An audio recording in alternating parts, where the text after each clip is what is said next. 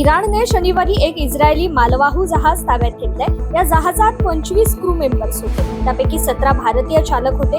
या प्रकरणी रविवारी परराष्ट्र मंत्री एस जयशंकर यांनी इस्लामिक देशाचे अमीर अब्दुल्लाहिन यांना फोन करून क्रूच्या स्थितीबद्दल चिंता व्यक्त केली आणि भारतीय क्रू मेंबरला भेटण्याची परवानगी मागितली। यावर आज इराणच्या परराष्ट्र मंत्रालयाने सांगितले की ते भारत सरकारच्या अधिकाऱ्यांना सदस्यांना भेटण्याची परवानगी देतील।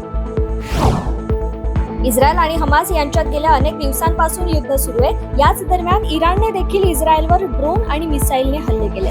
या हल्ल्यामुळे इस्रायलचे जनजीवन काही प्रमाणात विस्कळीत झालंय। याच दरम्यान आता अमेरिकेकडून एक महत्त्वाचं विधान करण्यात आलंय। इराणने इस्रायलवर केलेल्या हल्ल्याचा प्रभाव कमी करण्यासाठी अमेरिकेनेही मदत केली असल्याचा दावा त्यांच्याकडून करण्यात आलाय। अमेरिकेने इस्रायलकडून सोडण्यात आलेले काही ड्रोन आणि मिसाईल पाडल्याचा दावा त्यांच्या प्रशासनाकडून करण्यात आलाय।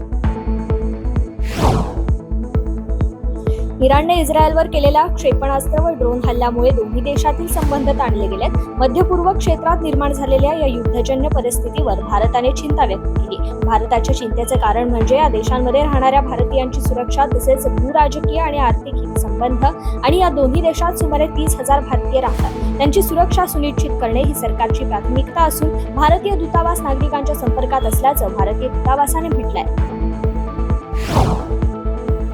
ऑस्ट्रेलियातील सिडनी शहरात मॉलमध्ये माथेफिरूने केलेला चाकू हल्ला आणि त्यानंतर झालेला गोळीबाराची घटना ताजी असतानाच पुन्हा चर्चमध्ये चाकू हल्ल्याचा प्रकार घडलाय। सिडनी शहराच्या पश्चिम भागात वेकले येथील चर्च आहे।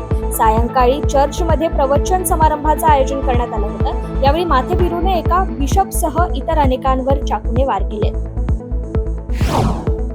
इंडोनेशियातील सुलावेसी बेटावर अतिमुसळधार पावसामुळे भूस्खलनाची दुर्घटना आज घडली। या दुर्घटनेत 14 जणांचा मृत्यू झालाय। बेपत्ता झालेल्या लोकांसाठी युद्ध पातळीवर बचाव कार्य राबवलं जात आहे, असे वृत्त रॉयटर्स या वृत्तसंस्थेने दिलंय। अफगाणिस्तान आणि पाकिस्तानमध्ये मुसळधार पाऊस आणि वीज पडून 57 जणांचा मृत्यू झालाय। दोन्ही देशांमध्ये 1000हून अधिक घरांचं नुकसान झालं असून 250हून अधिक जनावरेही दगावल्याची माहिती आहे। मृत्युमुखी पडलेल्यांमध्ये अफगाणिस्तानातील 33 आणि पाकिस्तानमधील 24 जणांचा समावेश आहे। भारताचा गुप्तहेर असल्याच्या संशयावरून पाकिस्तानच्या तुरुंगात कैदेत ठेवण्यात आलेल्या सरबजीत सिंग यांच्या मारेकऱ्याची हत्या करण्यात आली आहे। लाहोरमध्ये अंडरवर्ल्ड डॉन अमीर सरफराजची अज्ञातांनी गळा चिरून हत्या केली आहे। या हत्येनंतर इकडे भारतात सरबजीत यांची मुलगी स्वप्नदीप यांनी या प्रकरणी आपली पहिली प्रतिक्रिया दिली आहे। अमीर सरफराज हत्येप्रकरणी त्यांनी समाधान व्यक्त केले, मात्र असले तरीही सरबजीत सिंगच्या हत्येप्रकरणी त्यांना अजूनही खटला सुरू ठेवायचा आहे। भारताने नुकतेच नेपाळमधील विविध संस्थांना 35 रुग्णवाहिका आणि 66 स्कूल बस भेट दिल्यात। नेपाळमधील भारताचे राजदूत नवीन श्रीवास्तव यांनी नेपाळ सरकारचे अर्थमंत्री वर्षमान पून यांच्या उपस्थितीत अधिकाऱ्यांना रुग्णवाहिका आणि स्कूल बस यांच्या चाव्या सुपूर्द केल्यात। भारतीय राजदूत श्रीवास्तव यांनी सांगितले की ही भेट भारताच्या दीर्घकालीन उपक्रमाचा भाग आहे आणि ही कृती दोन्ही देशांमधील सखोल भागीदारी अधोरेखित करते। लोकसभा निवडणुकीच्या पहिल्या टप्प्यातील मतदान 19 एप्रिलला होणार आहे। पारदर्शक निवडणुकांसाठी निवडणूक आयोगाने तयारी पूर्ण केली। नेत्यांच्या भाषणावर आयोगाचे लक्ष आहे। याशिवाय अवैध पैशांच्या व्यवहारांवरही कारवाई करण्यात येते। यातच निवडणूक आयोगाने मोठी कारवाई करत एकूण 4,650 कोटी रुपये जप्त केले। देशातील लोकसभा निवडणुकीच्या 75 वर्षांच्या इतिहासातील आतापर्यंतची सर्वाधिक जप्ती आहे, अशी माहिती निवडणूक आयोगाने दिली आहे। सर्वोच्च न्यायालय व उच्च न्यायालयांच्या 21 निवृत्त न्यायाधीशांनी सर्वोच्च न्यायालयाचे सरन्यायाधीश धनंजय चंद्रचूड यांना एक पत्र लिहिलंय। या पत्राच्या माध्यमातून न्याय व्यवस्था कमकुवत करण्याचा प्रयत्न जाणीवपूर्वक काही गटांकडून करण्यात येत असल्याचं या निवृत्त न्यायाधीशांनी म्हटलंय। याबाबत निवृत्त न्यायाधीशांनी पत्रातून चिंता व्यक्त केली। हे पत्र लिहिलेल्या 21 निवृत्त न्यायाधीशांपैकी 4 सर्वोच्च न्यायालयाचे निवृत्त न्यायाधीश आहेत, तसेच 17 उच्च न्यायालयाचे निवृत्त न्यायाधीश आहेत।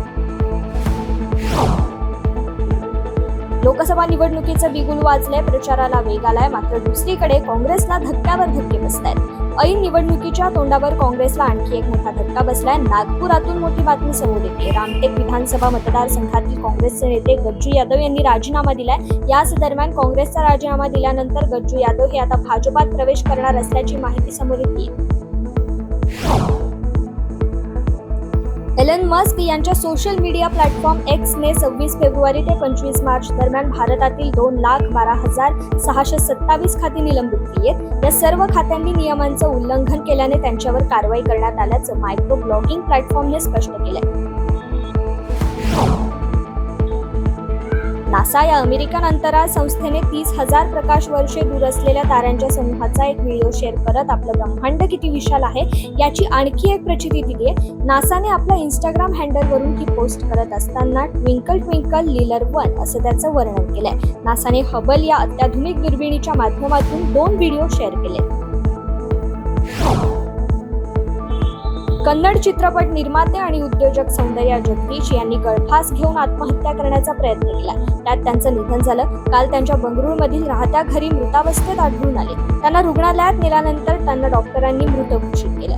पोलिसांच्या सूत्रांनी दिलेल्या माहितीनुसार महालक्ष्मी लेआउट या निवासस्थानी सौंदर्या यांनी आत्महत्येचा प्रयत्न केला होता. पण ही आत्महत्या आहे की घातपात, त्यामागील नेमकं कारण काय या दृष्टीनेही पोलीस सध्या चौकशी करतायत.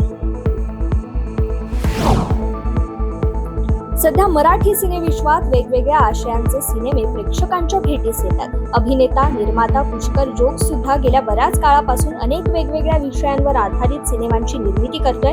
मुसाफिरा, बाप लेक या सिनेमानंतर पुष्कर आता आर्टिफिशियल इंटेलिजन्सवर आधारित नवीन सिनेमा घेऊन प्रेक्षकांच्या भेटीस येतोय. नुकतंच त्याने या नव्या सिनेमाची घोषणा केली आहे.